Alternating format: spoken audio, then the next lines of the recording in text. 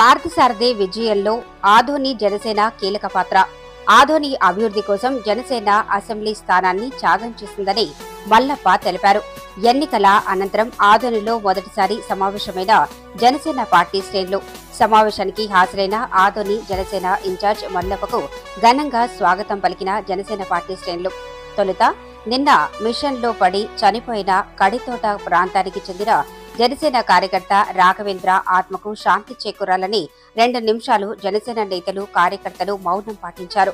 క్రియాశీలక సభ్యత్వం ఉన్న కారణంగా రాఘవేంద్రకు 5 లక్షల రూపాయలు త్వరలో అందిస్తామని ఆదోని జనసేన ఇన్ఛార్జ్ మల్లప్ప తెలిపారు. తక్షణ సహాయంగా జనసేన పార్టీ ఆదోని శాఖ తరఫున మృతుడి కుటుంబానికి 10,000 రూపాయలను ఆదోని జనసేన మండల అధ్యక్షులు తాహిర్ వలీ ఆధ్వర్యంలో అందజేశారు. అనంతరం జనసేన పార్టీకి చెందిన పలువురు కార్యకర్తలు మాట్లాడుతూ గతంలో తాము ఎదుర్కొన్న ఇబ్బందులను పార్టీ దృష్టికి తీసుకొచ్చారు. అనంతరం ప్రసంగించిన ఆదోని జనసేన ఇన్ఛార్జ్ మల్లప్ప ఈ 9 నెలల్లో పాలనా పరంగా పూర్తిగా సంతృప్తిగా ఉన్నామన్నారు. గతంలో ఎన్నడూ లేని స్వేచ్ఛ తమకు లభించిందని పేర్కొన్నారు. ఆదోని నియోజకవర్గంలో వైసీపీని పూర్తి స్థాయిలో అంతం చేస్తామని పలువురు జనసేన కార్యకర్తలు ప్రసంగించారు. ఈ కార్యక్రమంలో ఆదోని జనసేన పార్టీ ఇన్ఛార్జ్ మల్లప్పతో పాటు జనసేన పార్టీ పట్టణ అధ్యక్షులు రేణుశెట్టి వర్మ, మండల అధ్యక్షులు పులిరాజు, తాహిర్ వలీ, ఆదోని జనసేన ముఖ్య నేతలుగా Gajula Rajasekhar, Nellibanda Rajasekhar, Chandrasekhar, Seena, Shyam, Venkataramudu, Buddekal, Urukundu, Chirutha Rajasekhar, Nyayakar Vikram, Vali, Adoni Janasena social media activist Prakash, Ram Charan, fans Sai Kumar తదితరులు పాల్గొన్నారు.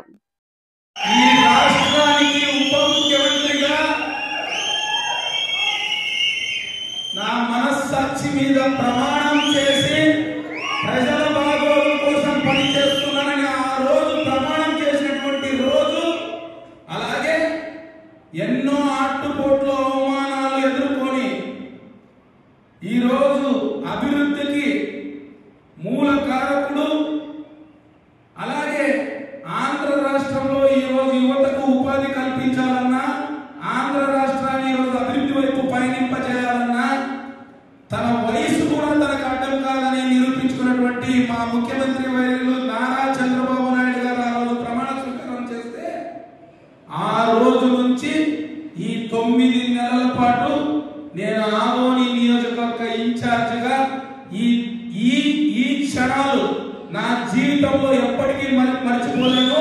ఇటువంటి సంతోషకరమైనటువంటి క్షణాలను నేను గతంలో ఎప్పుడూ అనుభవించలేదనేటువంటి విషయాన్ని కూడా మీకు అందరికీ తెలియజేస్తున్నాను.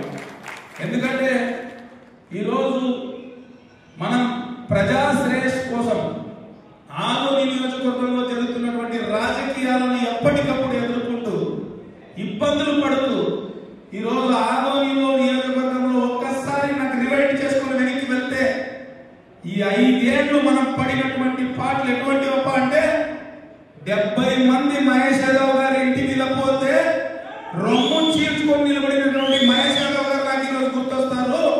అలాగే ఉద్యోగం చేస్తున్నటువంటి విజయ్ కుమార్ ల్యాబ్ లో పోయి వెళ్ళి కొడితే కూడా జనసేన జెండాని పక్కన పెట్టమని అడిగినా కూడా పక్కన పెట్టుకోకుండా పని చేసినటువంటి విజయ్ కుమార్ గారు గుర్తుకొస్తారు. అలాగే ఉరుకుందు మీద కేసులు పెట్టి నువ్వు పార్టీ మారుతావా లేదా అని చెప్పి బెదిరించి మా రెడ్డి దగ్గరికి నువ్వు వచ్చి క్షమాపణ చెప్తేనే ఆ కేసు తీసేస్తామన్నా కూడా పక్కన వెళ్ళి 2-3 నెలలు సిరుగుప్పాలో బతికి మళ్ళీ వచ్చి జనసేన జెండా పట్టినటువంటి ఉరుకుందు. అలాగే ప్రతి క్షణం మేము జనసేన పార్టీ ఆశయాల కోసం పనిచేయాలి.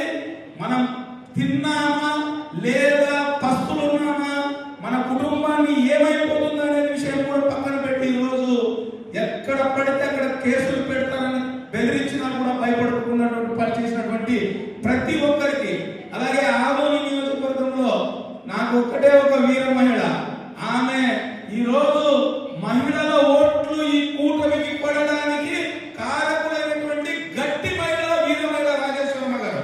ఎందుకంటే మనం చూసినాం గతంలో ఎన్ని ఉన్నా కూడా ఈరోజు నేను అడిగినా వస్తున్నాయి, ఏంటంటే రాజేశ్వరమ్మ గారి ప్రసంగం లేదు కదా, ఇది స్టేజ్ కొంచెం బోసిపోయినట్లుంది అంటే, లేదా కొంచెం నా వాయిస్ కొంచెం ఇబ్బంది అయిపోతుంది అనేది. ఓకే, ఎందుకంటే అటువంటి ధైర్య సాహసానికి ప్రతీక అయినటువంటి వాళ్ళు ఒక్కొక్కరుగా ఈరోజు జనసేన పార్టీలో పేర్లు చెప్పుకుంటూ పోతే నిజంగా నేను చెప్తున్నాను, ఈ రోజు పార్థసారథి గారు గెలిచిన తర్వాత నా జీవితంలో మొదటిసారి సేద తీరుతున్నాను. నేను చాలా సంతోషంగా ఉంది. కానీ ఒక పక్క బాధ్యత, ఈ అధికారం మనకి ఇచ్చినటువంటి ప్రజలకు ఏం చేయాలి? ఆశలు ఎక్కువ ఉన్నాయి, సమస్యలు పెరిగి పెట్టలేకపోయినాయి.